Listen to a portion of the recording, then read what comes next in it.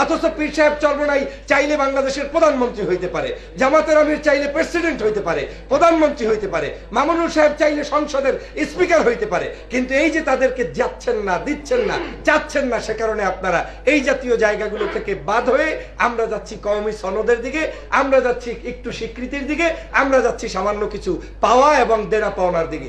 আমি মনে করি ওই জায়গা থেকে আমাদেরকে বৃহত্তর স্বার্থে ঐক্যবদ্ধ হতে হবে।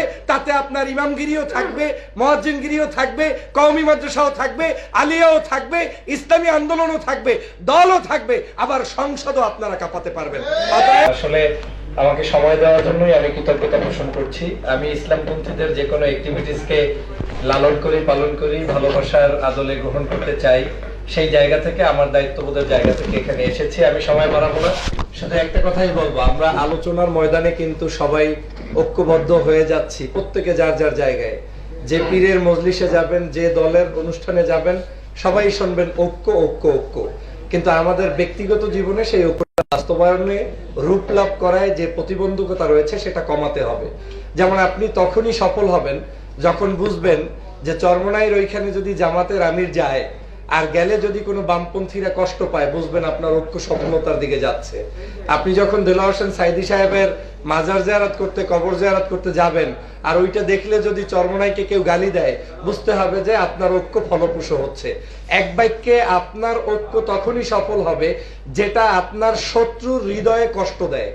আমাদের বাংলাদেশে আলেম ওলামাদের মধ্যে আমাদের এই শত্রু চেনা স্বভাবটা, উদারতার কারণে অনেক সময় আমরা ভুল করে বসি এবং একটু ভালোবাসা পেলে, একটু আদর যত্ন পেলেই আমরা আবার ওই ঝুঁকবো যে কোপ দেওয়া, যেটা একটু আগে বললেন, সেটা আমরা ভুলে যাই। অতএব সময় এসেছে, ইতিহাস কখনো কাউকে ক্ষমা করে না। আমাদের দেশের স্বার্থে, জাতির স্বার্থে, বাংলাদেশের স্বার্থে, মুসলিম উম্মার স্বার্থে, বিশেষ করে স্বাধীনতার স্বার্থে, সম্ভবত আমাদের আতাউর ভাই বলেছিলেন এই দেশ স্বাধীনতা রক্ষা করতে হলে আলেমরাই সবচেয়ে বেশি এগিয়ে। এবং আমি যতগুলো টকশো বা অনলাইনে কথা বলেছি, আমার গবেষণা প্রমাণিত হয়েছে, আজ যদি বাংলাদেশের সর্বোচ্চ দেশপ্রেমিক আপনি শনাক্ত করতে চান, তাহলে ইসলামপন্থীদের চাইতে দেশপ্রেমিক আর কেউ বাংলাদেশে নাই। আর যদি দেশকে বিক্রি করার কোনো লোক পান, যারা একটু চাঁদাবাজিতে, একটু সন্ত্রাসীতে, একটু দুই নাম্বারিতে, একটু রয়ের এজেন্ট, ভিন্ন দেশের এজেন্টগিরি করবে, টাকার কাছে বিক্রি হবে, একমাত্র ইসলামপন্থী দল ছাড়া বাকি সবাইকে আপনি সন্দেহের তালিকায় রাখতে পারেন। এর মানে এই নয় যে সবাই জড়িত, কিন্তু আমরা আনুপাক্ষিক ভাবে বলতে পারি যে এই জায়গাটা ইসলামপন্থীরা এগিয়ে। অর্থাৎ দেশ রক্ষার স্বার্থে আমাদের এক হতে হবে, জাতির স্বার্থে এক হতে হবে, আপনাদের স্বার্থেও এক হতে হবে। আমি শেষ করছি 1 মিনিটে। সেটা হচ্ছে, আপনি যদি ঐক্যবদ্ধ হন, এই ঐক্যবদ্ধ হওয়ার পরেও আপনার পিছে পিছে কিন্তু ওই লোকগুলো ঘুরবে, আর অনৈক্য থাকলেও ঘুরবে। এখন অনৈক্য থাকলে ঘুরবে কিভাবে?